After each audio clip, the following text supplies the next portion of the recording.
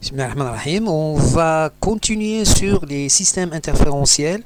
Aujourd'hui, on va attaquer le dernier système pour ce cours. Il s'agit de l'interféromètre de Michelson.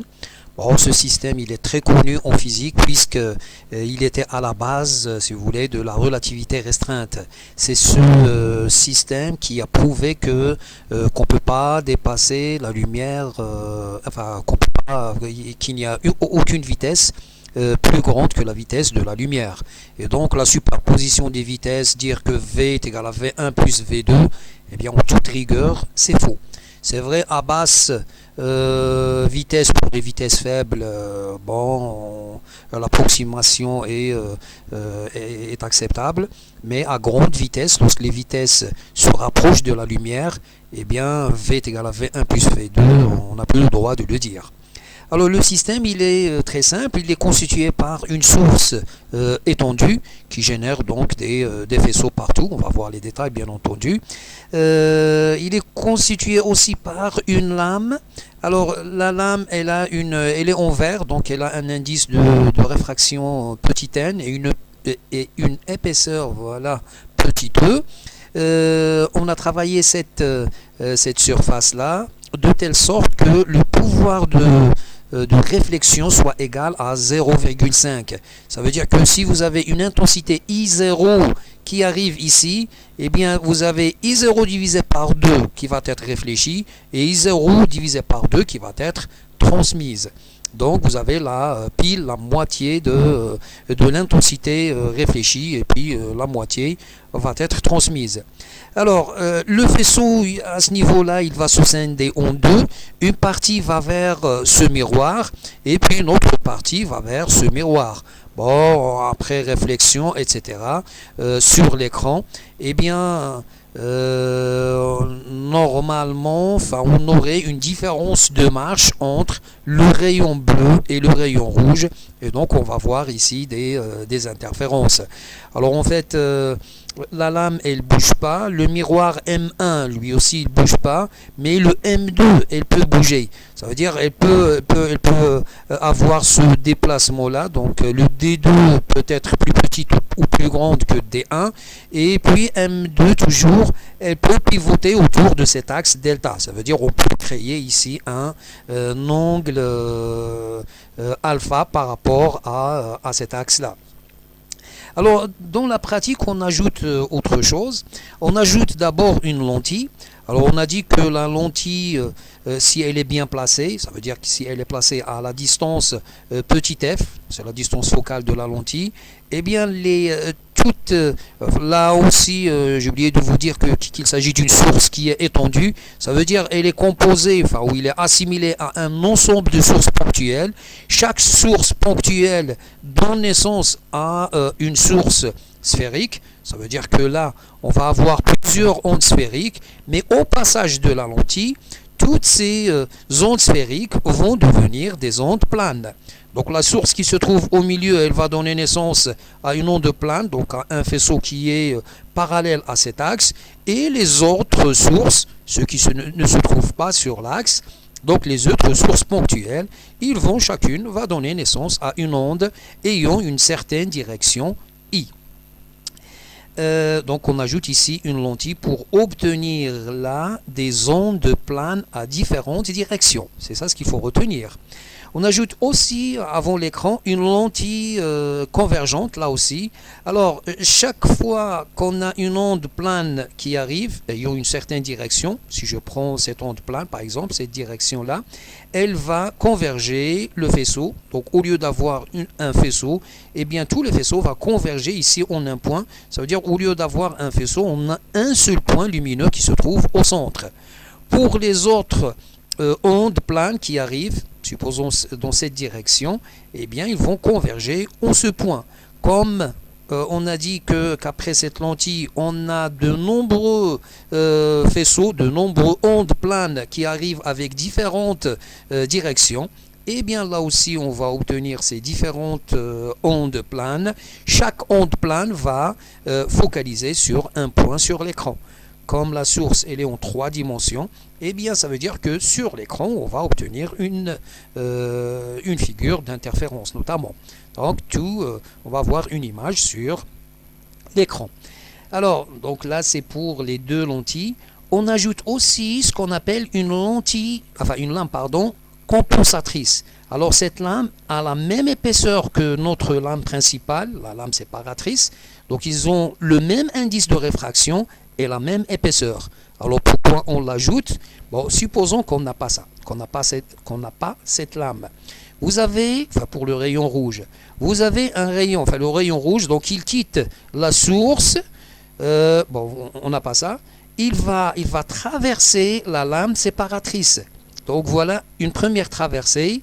Il va se réfléchir sur le miroir et il va revenir. Là, il se réfléchit sur la surface supérieure. Ça veut dire qu'il va faire une deuxième traversée dans la lame. Lorsqu'il se réfléchit ici, il va faire une troisième traversée dans la lame. Donc le rayon rouge, traverse 3 fois la lame. Alors que le rayon bleu, il quitte la source. Donc encore une fois, on n'a pas la lame compensatrice. Il va se réfléchir ici, ça veut dire qu'il ne va pas traverser cette lame, la lame séparatrice. Il va vers le miroir, il se réfléchit et puis il passe ici pour aller vers l'écran. Donc vous avez remarqué que le bleu traverse une seule fois la lame, alors que le rouge traverse 3 fois. Le fait de traverser la lame, on sait très bien que la lame a une vitesse inférieure à la vitesse de la lumière dans l'air. Donc le fait d'avoir une traversée ou des traversées dans la lentille, dans la lame, ça va introduire un décalage temporel, puisque la vitesse ici elle est plus faible que l'air. Ce décalage va conduire à un déphasage, et c'est un déphasage qui est constant, d'accord, mais il y a possibilité de l'éliminer. Il y a possibilité d'éliminer ce déphasage, d'ailleurs il ne sert à rien, entre le rouge et le bleu. Alors pour ce faire, on ajoute ce qu'on appelle une lame compensatrice. Alors revenons maintenant, on va recompter maintenant le nombre de traversées pour le rouge et pour le bleu. Alors pour le rouge, il quitte la source, il va traverser la lame, voilà une fois, il va traverser la lame 2 fois, il se réfléchit sur le miroir et revient vers la lame 3 fois et puis 4 fois. Donc le rouge a traversé 4 fois les lames. Le bleu maintenant, il quitte la source, il traverse une fois, voilà, il se réfléchit. Et puis il traverse une deuxième fois, il se réfléchit sur le miroir, une troisième fois, ici pour la lame compensatrice, et une quatrième fois, la lame séparatrice. Et il va vers l'écran. Donc vous avez remarqué que les deux rayons ont traversé les deux lentilles qui ont la même épaisseur, et la même vitesse. Et donc il n'y a pas de déphasage entre les deux dû aux traversées des lentilles. Alors pour créer le déphasage, rappelez-vous encore une fois, on a dit que sur un écran, on a les interférences s'il y a un déphasage entre les deux rayons. S'ils arrivent en même temps, eh bien on va obtenir un maximum partout sur l'écran. Donc on aurait une même lumière. Il n'y a pas des montées et des descentes. Les montées et les descentes de l'intensité sur l'écran, ils sont on a dit, au déphasage. Et le déphasage, il est dû au retard des deux rayons. Ils ne doivent pas arriver en même temps. S'ils arrivent en même temps, on aurait un maximum. Alors maintenant, il y a 2 façons pour créer ce déphasage et donc obtenir des interférences sur l'écran. Soit on déplace le miroir parallèlement à ce rayon-là d'une distance D2 inférieure, ou supérieure, peu importe, différente de toute manière de D1. Alors si D2 est différente de D1, vous remarquez très bien que les deux rayons, le rouge et le bleu, n'ont pas le même trajet et l'un va arriver avant l'autre. Donc il y a un certain retard de l'un par rapport à l'autre. Retard, ça veut dire déphasage. Déphasage, ça veut dire interférence.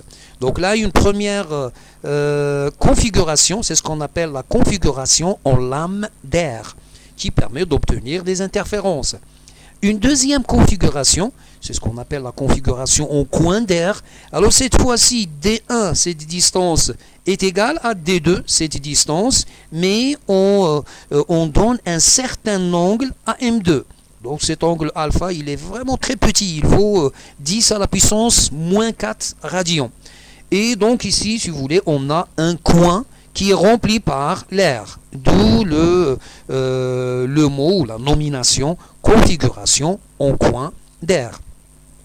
Alors cette année, on ne va pas faire ça, on va se contenter par la configuration en lame d'air.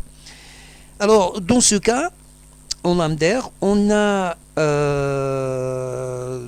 un rayon, enfin un rayon non, mais on a plusieurs sources ici ponctuelles qui simulent ou qui, enfin la source étendue, pardon, elle est assimilée à un ensemble de sources ponctuelles. On a dit chaque source ponctuelle va donner naissance à une onde sphérique et après traversée, on va obtenir une onde, enfin des ondes planes. Alors si on prend la source ponctuelle qui se trouve sur l'axe optique, celui-là, qui se trouve au centre. Alors il se trouve au centre, ça veut dire que là, il va donner naissance à un faisceau qui est parallèle, donc une onde plane. Donc on est en incidence normale. Bien sûr, la source tout entière ne donne pas un seul faisceau. Encore une fois, elle donne naissance à plusieurs faisceaux. On va, dans ce cas particulier, on va s'intéresser uniquement à l'onde plane sous incidence normale. Alors on ne va pas tracer toute l'onde plane, on va s'intéresser uniquement à un seul rayon, mais en mettant dans la tête qu'il y a plusieurs rayons ici parallèles.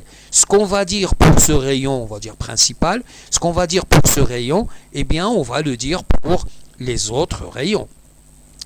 Alors vous avez ici un faisceau parallèle, une onde plane qui arrive. Elle va traverser la lame, on a dit compensatrice, et à ce niveau-là, eh bien, pour savoir où est-ce que le rayon va s'en va, il faut tracer la normale.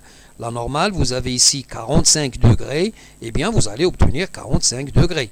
45 plus 45, eh bien, ça veut dire que ce rayon, il va être à la verticale, puisque ce rayon, il est à l'horizontale. Il va monter, il va se réfléchir, et il va revenir. Bon, c'est vrai que là, vous allez me dire pourquoi sa direction ne change pas. Alors, elle ne change pas, normalement, elle change. Alors, on va voir, le rayon, il descend. Bon, ce qu'on va dire pour cette traversée ici, c'est la même que celle-là, etc. Donc, on va le dire une seule fois, mais le principe reste le même. Donc, vous avez ici un rayon qui descend. Bon, pour savoir où est-ce qu'il s'en va, on trace la normale à l'interface qui sépare les deux milieux. Donc vous avez ici un angle I. Par application de la loi de Snell, on va obtenir ici un rayon, comment s'appelle, petit r, enfin un angle petit r. L'angle petit r, on le voit aussi ici. Alors sur cette interface, ce petit r va donner naissance au même I. Puisque vous avez sinus I est égal à n sinus R. Et n sinus R est égal à sinus I. Donc vous avez le même angle. Ce rayon donc, il n'a pas changé de direction. Ici, il attaque avec I et ici, il sort avec I. Ça veut dire qu'il n'a pas changé de direction.